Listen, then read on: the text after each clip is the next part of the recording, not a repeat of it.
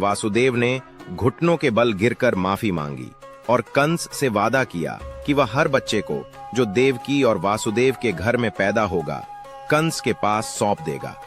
कंस उसे मार सकता था ताकि भविष्यवाणी पूरी न हो। कंस का क्रोध कम हो गया, लेकिन यह सुनिश्चित करने के लिए कि वासुदेव अपना वादा निभाए, उसने वासुदेव और देवकी को कारागार में बंद कर दिया और उनके पहरेदारों को कड़ी निगरानी रखने का आदेश दिया।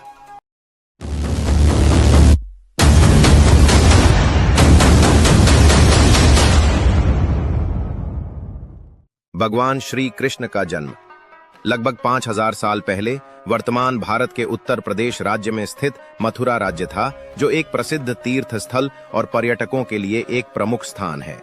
मथुरा का शासन एक धर्मात्मा राजा उग्रसेन द्वारा किया जाता था।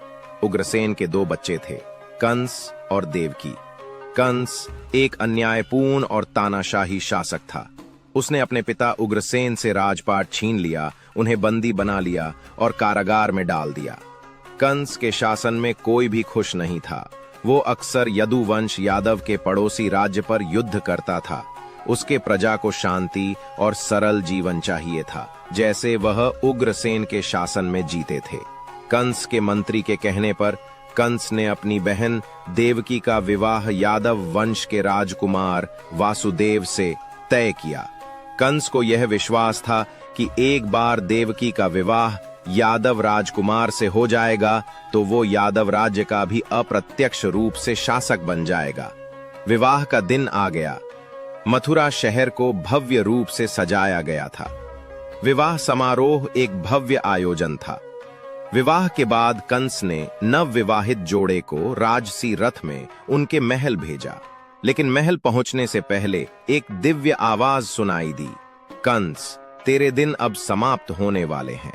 देवकी और वासुदेव का 8वां पुत्र तेरा तानाशाही शासन समाप्त करेगा और तुझे मार डालेगा। कंस इस भविष्यवाणी से गहरे आहत हुआ। क्रोध में भरकर उसने अपनी तलवार निकाली और देवकी को मारने की मंशा से उसकी ओर बढ़ा। कंस ने सोचा कि यदि देवकी मर जाएगी तो कोई बच्चा नहीं होगा। यह सुनकर वासुदेव ने घुटनों के बल गिरकर माफी मांगी और कंस से वादा किया कि वह हर बच्चे को जो देवकी और वासुदेव के घर में पैदा होगा कंस के पास सौंप देगा। कंस उसे मार सकता था ताकि भविष्यवाणी पूरी न हो। कंस का क्रोध कम हो गया, लेकिन यह सुनिश्चित करने के लिए कि वासुदेव अपना वादा निभाए, उसने वासुदेव और देवकी को कारागार में बंद कर दिया और उनके पहरेदारों को कड़ी निगरानी रखने का आदेश दिया। हर बार जब देवकी एक बच्चा जनती, कंस के आदमी उसे सूचित करते। कंस खुद कारागार में आता और बच्चे का सिर दीवार से पटक कर मार देता। 8 साल बीत गए और कंस ने देवकी और वासुदेव के 7 बच्चों को मार डाला। 9वें वर्ष में देवकी फिर से 8वें बच्चे की उम्मीद कर रही थी।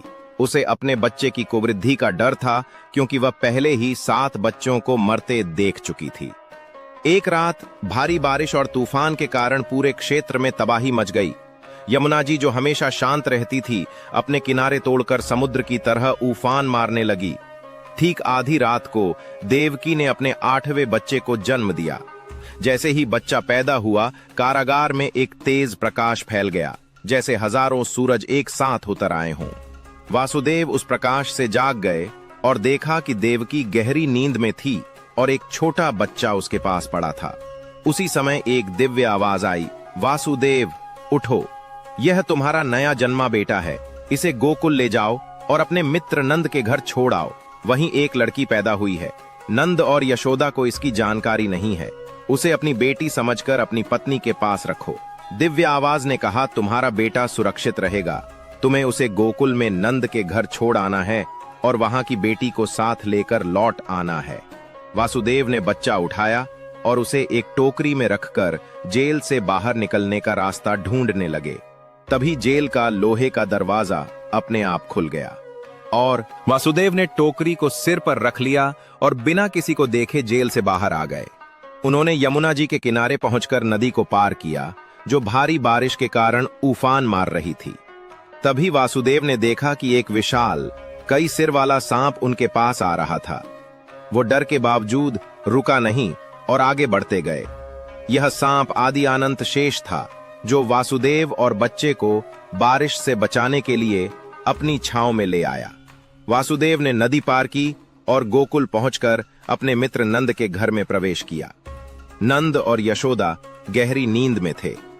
वासुदेव ने अपनी बच्ची को यशोदा के पास रखा और अपने बेटे को लेकर वापस कारागार की ओर चल पड़ा।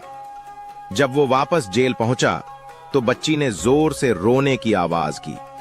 देवकी ने जागकर बच्ची को अपनी गोदी में लिया और सोचा कि ये उनकी अपनी बेटी है। इसी समय कंस को सूचित किया गया कि देवकी का 8वां बच्चा पैदा हुआ है। कंस तुरंत जेल में आया। देवकी ने अपने भाई से अनुरोध किया कि वो बच्ची को मारे नहीं, क्योंकि यह एक लड़की थी।